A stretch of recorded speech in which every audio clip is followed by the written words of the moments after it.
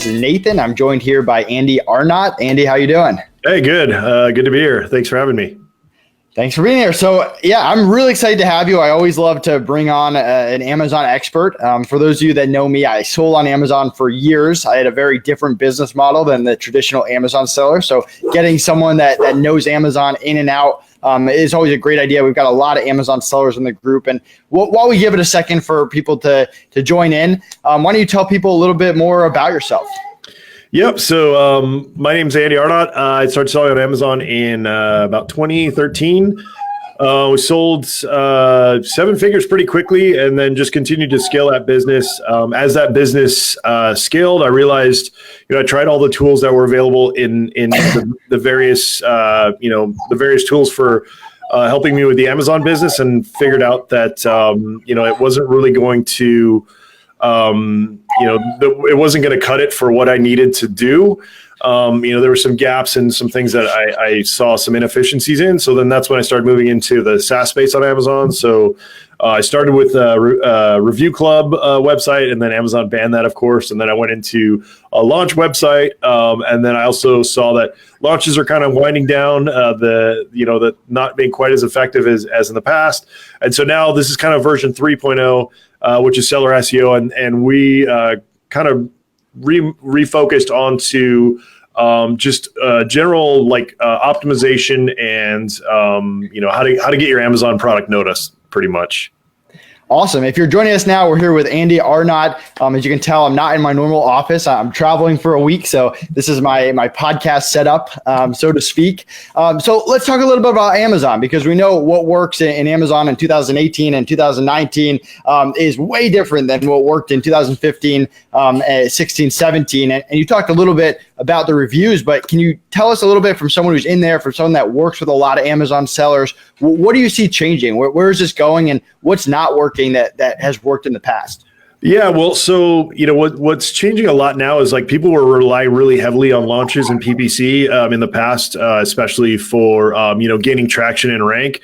And that's kind of not the case anymore. And especially since kind of the end of last year, Amazon changed the algorithm and really kind of doubled down and focused a lot more now on relevancy. So really what people want to focus on now, in 2019, in terms of, getting successful listings up, launching new products, things like that, are going to be, if you of course still want to do PPC, but you want to really focus on, I always say listing optimization is kind of the foundation of your Amazon business. So if you build a crappy listing, then your house is going to fall over. So just think about whenever you launch a new product, you should be spending the absolute most time on optimizing your listing. That's the absolute first and essential step. And then after doing that, that's when you really want to start going into kind of some new creative ways of getting your products out there. Things like, influencer marketing, offsite traffic, using two-step URLs. Launching still works, but you want to use it with these other tools, because if you just do a launch, you're going to do the rise to the top and then the fall off the cliff. You'll see on your ranking charts. So that's kind of where where it's kind of going now. Is you really want to kind of diversify your marketing and where you're sending traffic. Or from where you're sending your traffic from to Amazon, should be as natural looking as possible, so as many sources as possible. And you also want to get creative with that and test various sources, see what converts the best. If you're selling fidget spinners, probably LinkedIn's not the place to market those fidget spinners. You'd probably be looking at Instagram or something like that. What I always tell people is if you've got a great visual product, then or a product that tells a really great story, then Facebook or Instagram are usually the places you want to go. If you're selling a product that's kind of boring or not super sexy, like toilet seat covers or office supplies, you're probably going to want to go to like Google or something like that. So really know your market and know where your customers live, and then really concentrate and double down on those markets to kind of get the best ROI on your ad spend. So let's kind of take a step back. Let's talk about a product launch. What are the initial steps? What do people have to know going in, and what are the first steps to get off the ground? Yeah, so I mean, if we're going to go all the way back to sourcing, a few tips on sourcing, which people, don't know or maybe do wrong. A lot of people use tools like Jungle Scout and Helium 10 and all these like sourcing tools. And nothing against those tools. They're actually great tools. But what I always tell people is they use them the wrong way. They go on those tools and then they search for products and everybody else searches for those same products. And then you get these, fidget spinners, you get all these products that are Me Too products. What you want to do is flip that switch. Is you want to go and either go with something you're passionate about or research and maybe see what's trending. Great places to look are things like Wish.com, AliExpress. See things that are trending, but maybe something that you're also interested in, because it really shows through to your customers. If you're interested in the product that you're selling and you're knowledgeable about it, it's going to make a big difference. But what you use those tools for is, say you're like, okay, I've figured out that I want to sell stevia. I always have this. So what you want to do is, instead of, searching, using Helium 10 and doing all these things that are like, this is trending. Everybody else is going to see that this is trending. You want to do it the other way and say, okay, this is what I want to sell. This is my idea. Then go to those tools like Jungle Scout and see if there's an actual demand there. And that's where you're going to end up with a better product that's not a Me Too type product. So definitely, if you're starting from the sourcing point, that's what you want to do. And then you also want to look at your PPC. That's another thing that people don't realize is when we launch a new product, we create PPC campaigns, fake PPC campaigns before you even source the product to see what our PPC costs are going to be. A lot of people forget about that. They get a product and they get it in the stock and they go to advertise it and it's like $5 a click and the product's like a $10 product. Like, that's another, pretty essential step. I already talked about it, but listing optimization is huge. You want to make sure that you have great photography. You want to make sure you have titles, all 5 bullet points, description, back-end keywords. You want to make sure that you've researched those and that your listing has your most important phrases throughout. Title, bullet points, and description. Those are extremely essential. And then after that, you want to, use kind of that technique that I just talked about, but you want to realize that in the beginning, you might go negative. So, you want to spool up your PPC. You want to spool up, I suggest a launch service, not essential, but I like to hit it from every corner when I launch. So a launch service, whether it's AMZ Blitz, our launch service, or, Viral Launch, or Joodle Launch, or, there's a million of those out there, whatever works the best for you. Fire up one of those. With a promotion, like 50% off. Another thing we like to do is combine that with on-page coupons. So, as most of if you're selling on Amazon, Amazon now has, on-page coupons, which is that little kind of orange flag that appears, and people can just click on it to get the discount. We usually add one of those with a small discount, but we get that orange flag, so we get that extra visibility. That's something that we incorporate, and then we turn on our offsite traffic, Facebook, Instagram, Google, things like that with our 2-step URLs, and then we also go out to influencers. And while you're doing this, Amazon has the honeymoon period. If you don't know what that is, it's usually, there's a debate on how long it lasts, but it's I believe it's about 30 days from what we've seen. During that honeymoon period, you want to throw as much at your listing as possible to get that initial pop and get that rank early on, and that will help you stick as you go forward. So during that time, it's essential to get all these different sources of traffic pointing to your product on Amazon to show Amazon, number one, that you're relevant for these various keywords, and number two, that you're getting sales quickly. And that's going to really make a huge difference on seeing some great movement on your products early on. Wow, that was awesome. Guys, if you are watching and you found that helpful, comment, definitely ask us any questions that you have. Andy, talk to us a little bit about listings. I know that's kind of your sweet spot.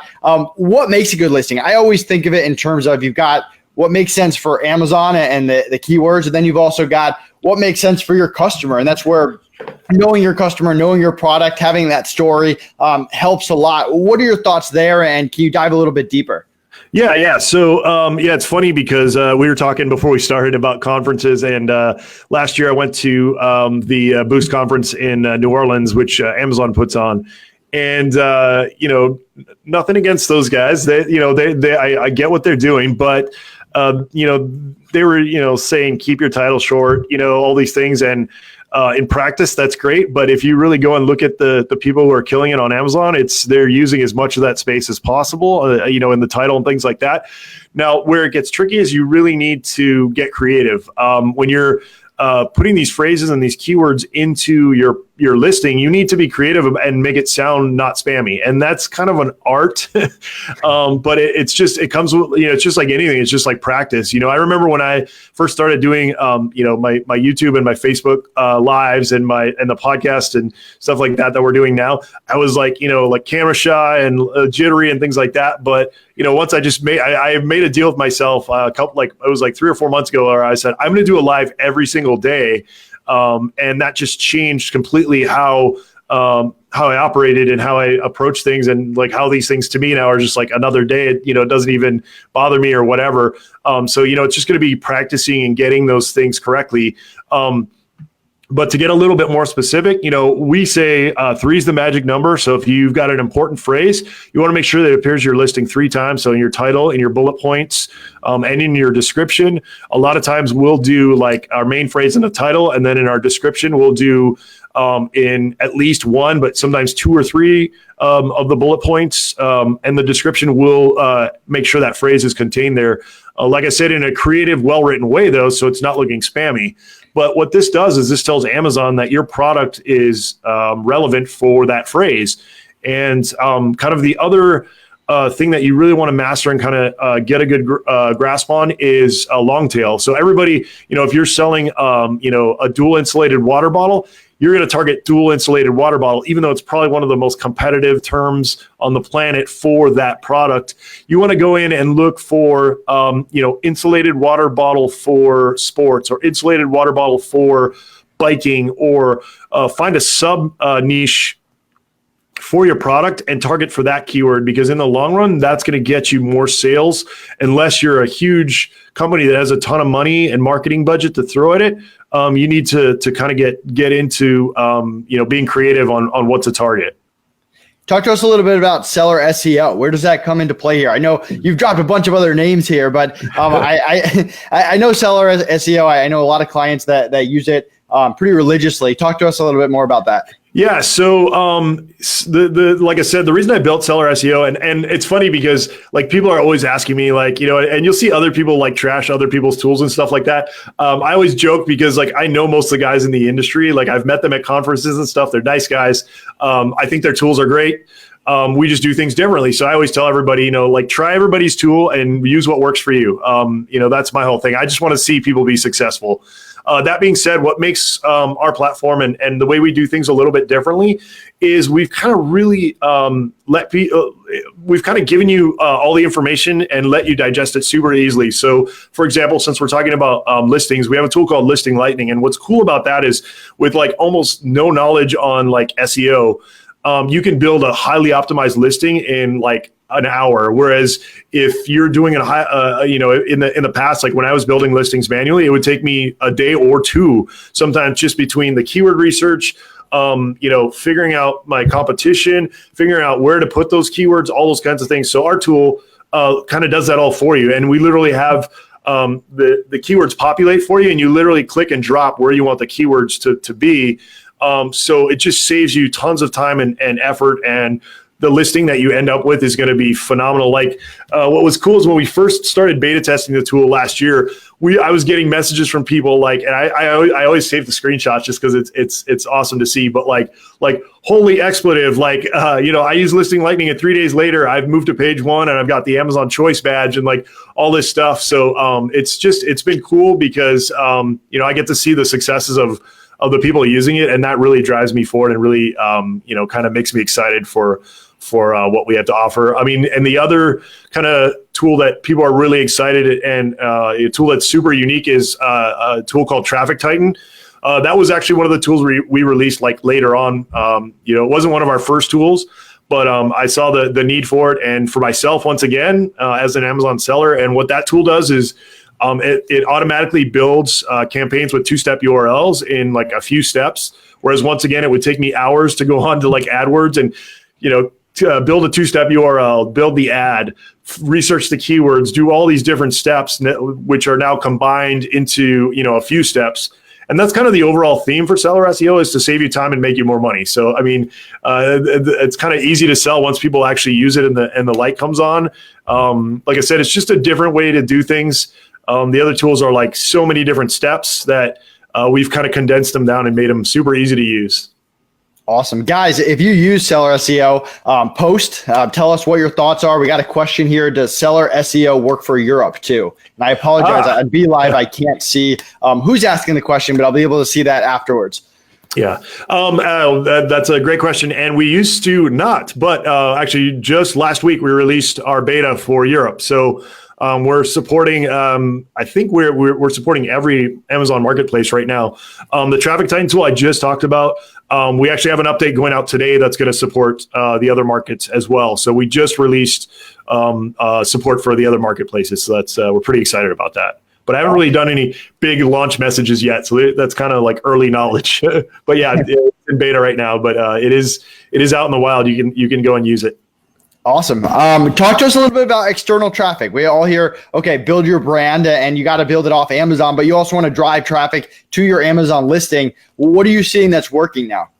Yeah, so this is a huge thing that I see, like when people are coming to me, because we also have an agency model where, you know, people can hire us to do stuff for them. So when we have clients coming in, one of the biggest kind of misses that we see is people are only relying on, you know, their listing and PPC, and they're not doing anything else. In 2019 and moving forward, you're going to lose if you're not utilizing other sources of traffic. And you know, the way that you know, I kind of touched on it a little bit earlier, is you want to be diversified on your traffic, and you want to make it look, you know, extremely natural, and you completely and always want to use two-step URLs. Now, the caveat to that is, kind of the alternative to that is, if you're not going to use a two-step URL, you want to use a landing page. And the reason for that is, if you're using a landing page, then you can collect email addresses, or if you're doing, you know, if you're getting super fancy and, you know, you're using like chatbots, things like that, that's where you can, you know, start collecting email addresses. And the benefit for doing it that way is, number one, you say, hey, give me your email address. I'll email you 50% off code for this product. And then they still hit a two-step URL, because when they click to buy, you're sending them that two-step URL with a discount. So that works really, really well. And in the same breath, you're building an audience by collecting email addresses, so that the next time you launch your next product, you can, you know, send emails out to those users. Hey, I've launched this new product, get 50% off. Here's the link. And same thing with, like, if you're building chatbots, you can send a blast out saying, hey, we've launched this new product, you know, get 50% off or whatever discount, you know, use this link. So if you build all these different sources of traffic, you know, it's just like when I tell people about social media, you know, so you have to look at social media like either a bank account or a garden. I like to use either analogy, depending on what you're into. You know, it's either a garden, like every time you do a new post, you can think of that as like, you know, planting a seed. Or if you're, you know, more in the money side of things, you can look at it as like, you know, a high yield stock account. Like every time you do a social media post, your value on social media is going to go up a little bit. So you have to look at your business and your marketing, even for Amazon products, the same way. So if you build a social following or an email list, those are never going to go away. Those are, you know, those are things that you can reuse over and over again. Now, some of those people are going to drop off, of course, but you have to look at that as money in the bank, because you can continuously go back and market to those people. Awesome. Well, Andy, I really appreciate you coming on. Any last words, and how can people find out more about you? Yeah, no. So really appreciate being here. I have an Amazon group called FBA Titans. You can find me there. SellerSEO.com. Andy at SellerSEO.com is my email address. I'm also like really available on Facebook as well, if you just want to reach out there. Those are all the ways that you can catch me. Awesome. And definitely check out Seller SEO. Thanks so much for joining. All right. Appreciate it. Have a great one, everyone. Bye, everyone. Hey, everyone. Thank you so much for watching. Did you enjoy this content? If so, click like, leave us a comment, and subscribe to our channel so we can continue bringing you great content all about hiring.